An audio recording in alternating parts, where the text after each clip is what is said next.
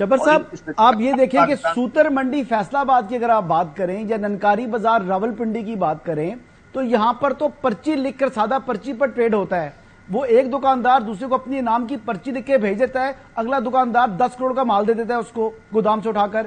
اس کو آپ کس طریقے سے اس کے اندر آ سکتے ہیں؟ وہ تو پرچی سسٹم ہے.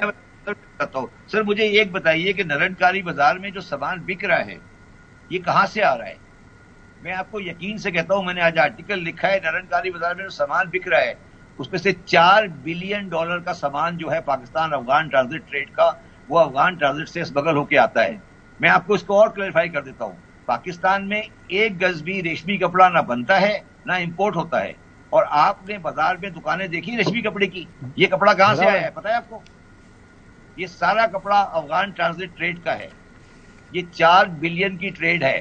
سر یہ کوئی مسئلہ والا کام نہیں ہے, میں بھی کر سکتا تھا. یہ صرف آدھے گھنٹے کا 10 منٹ کا کام ہے, مگر ٹون اب ہمیں وہ رکھنی پڑے گی جو میں نے ابھی آپ کو ٹون سنائی. ہماری ٹون جو ہے نا بڑی شریفانہ تھی, مگر مجھے مجبوری سے یہ کہنا پڑ رہا ہے کہ جب یہ سیاسی گورنمنٹیں آئیں گی انکلوڈنگ عمران خان, دیکھیے میں عمران خان کے ساتھ بہت سپورٹ میں رہا. ہم نے پولیٹیکل کمپرومائزز کیے, اس لیے ہم ناکام ہوئے. ہم نے پولیٹیکل کمپرومائزز کرنے پڑے ہمیں. جب یہ پولیٹیکل کمپرومائزز ہوں گے تو معیشت تباہ ہو جائے گی. میری بات کو سمجھنے کی کوشش کریں. پاکستان میں وہ اسٹیج آ گئی ہے کہ اگر آپ نے معیشت کے لیے پولیٹیکل کمپرومائزز کیے تو عام آدمی مر جائے گا. اب آپ کے پاس غلطی کی گنجائش نہیں ہے. جی ٹھیک ہے, ٹھیک ہے, یعنی پولیٹیکل کمپرومائزز نہیں ہونے چاہیے, آپ کا یہ پوائنٹ ہے. چودھری صاحب آپ معیشت پر بڑی گہری نظر رکھتے ہیں, آپ کے خیال میں کیا وجہ ہے کہ ٹیکس کلیکشن جو ہے اس میں ہمیں ناکامی کا سامنا کرنا پڑ رہا ہوتا ہے اکثر؟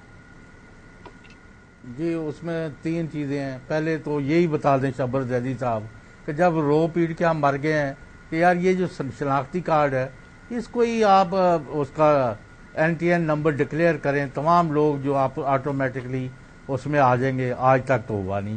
نمبر 2, پوری دنیا میں چائنا ہو انڈیا ہو جن ملکوں نے بھی ڈیولپمنٹ کی ہے ان کے جو لوگ غیر ملکوں میں چلے گئے ڈائسپورا ہے, وہ ان کی انویسٹمنٹ جو ہے ان کی جو گڈز اینڈ سروسز ہیں وہ اپنے ملکوں میں آئی ہیں.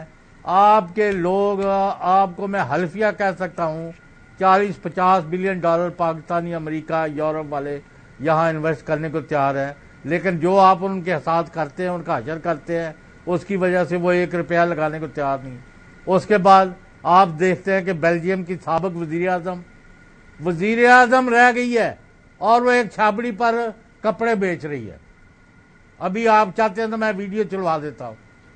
یہاں تو جو بندہ کچھ بن جاتا ہے نا اس کے بعد وہ ہوا کے گھوڑے سے اترتا نہیں ہے, اپنی زندگیوں کو ود ان مینز لانے کے لیے تیار نہیں, جس کا نتیجہ غریب اور غربت ناچ رہی ہے. اور جو جن کے پاس ہے وہ للے تللے کر کے ملک سے پیسہ باہر لے. اور یہ بھی بتا دیں کہ نواز شریف صاحب کے پاس کوئی ہو سکتا ہے ایسا کوئی پنیسیا, کوئی گدڑ سنگھی, کوئی ایسا خفیہ ہتھیار ہو کہ وہ انڈیا کو بنگلہ دیش کو سب کو پیچھے چھوڑ دے اور پاکستان میں 9 کروڑ لوگوں کو راتوں رات امیر بنا دے, جو ہمیں سمجھ نہیں لگ رہی. بسم اللہ الرحمن الرحیم. دیکھیے بات یہ غلام حسین صاحب, پہلی بات جو آئیڈینٹی کارڈ والی بات کی ہے آپ نے بالکل صحیح کی ہے, اور میں نے یہ اسٹیپ شروع کیا تھا اور میں CNIC کو لے کے شروع ہوا تھا. مگر میں آپ کو آج بتا رہا ہوں, بالکل صاف بتا رہا ہوں کہ جب میں نے بجلی کی کمپنیوں سے کہا کہ اپنے میٹر والوں کو آئیڈینٹی کارڈ سے ریلیٹ کریں تو انہوں نے مجھے بتایا کہ ہم نے 30 لاکھ کمرشل کنیکشن دیے ہوئے ہیں لاہور, مختلف پاکستان کے مختلف شہروں میں, اور ہمارے پاس کسی بھی کسٹمر کا آئیڈینٹی کارڈ نہیں ہے ہمارا. اور جب میں نے ان سے کہا کہ آپ اسے پریشرائز کریں تو چیمبروں نے مجھے کہا کہ آپ اس کو بند کریں کیونکہ ہم نہیں چاہتے کہ یہ ڈاکومنٹیشن ہو. تو سر یہ بہت بڑا مافیا ہے جس کے خلاف میں جنگ کرنی پڑے گی. آئیڈینٹی کارڈ کا سوال یہ ہے.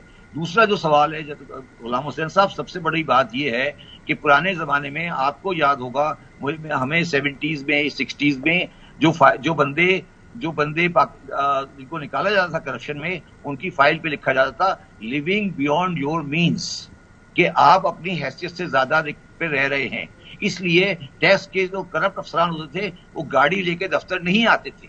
آج پوزیشن یہ ہے کہ وہ انکم ٹیکس افسر فارچونر میں گاڑی لے کر آ رہا ہے, دفتر میں آ رہا ہے, تنخواہ اس کی 1.5 لاکھ روپے ہے, پیٹرول کا خرچہ اس کا 2 لاکھ روپے ہے, بچے اس کے باہر پڑھ رہے ہیں, اور ہم کسی بندے سے یہ نہیں پوچھ پا رہے کہ بھائی how you are living beyond your means. اور اگر آپ کو یاد ہو تو میاں محمد نواز شریف کے خلاف جو کیس ہے بنیادی طور پر وہ بھی لیونگ بیونڈ یور مینس کا ہے, اور جتنے بھی کیسز پرانے پڑے ہیں وہ سب لیونگ بیونڈ یور مینس ہیں.